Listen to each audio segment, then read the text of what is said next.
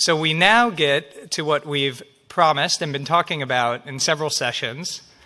You know, in the morning, I think we really discussed the traditional tools in many ways, trade and monetary policy, these core traditional tools of economics, fiscal policymaking, monetary policymaking. But now we're getting into some non-traditional tools in the afternoon, things we've seen the rise of in the past several years. Now, the first, as we'll talk about in a few minutes, is digital assets, and the second session will be economic statecraft, a term my colleague Julia Friedlander, I think, was one of the people who coined in Washington and beyond, and sanctions is only part of it, as that session will explore when she comes for our final session.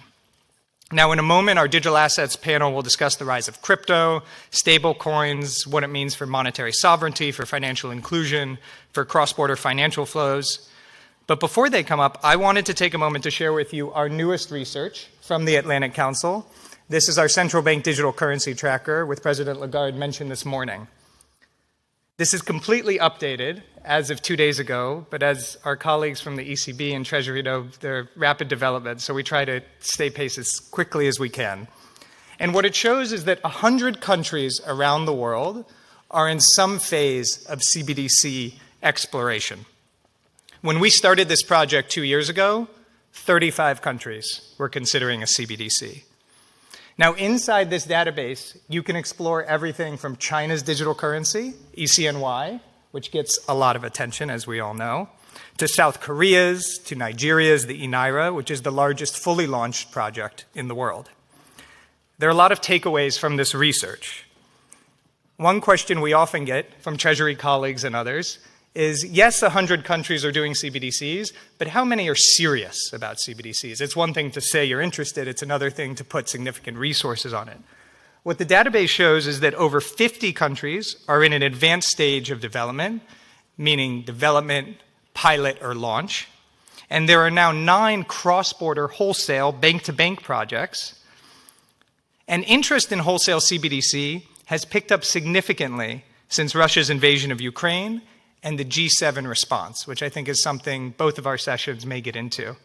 And in fact, just this week, the BIS had a significant breakthrough on CBDC, and our colleague from the BIS, Hong Sung Shin, who is here, may be able to speak about that.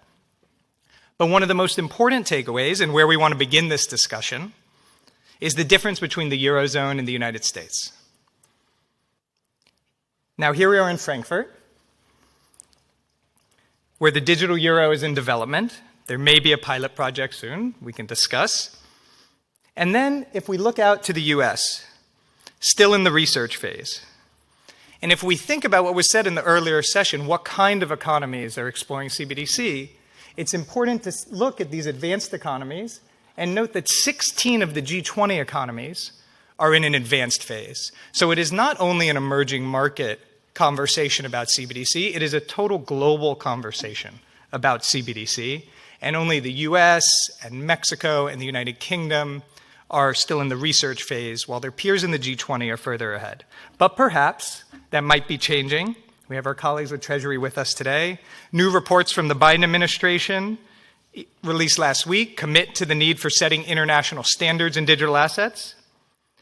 And so our question is, what can Europe learn from the United States? What can we learn from each other? That's really the spirit of this entire conference, on privacy, on cybersecurity, on financial stability. And how can those answers set standards for the rest of the world? So these are the issues we are going to address today, and I thank you all for being part of it. And it's now my pleasure to turn the floor over to Annette Weisbach from CNBC and our distinguished panel. Please, come on up.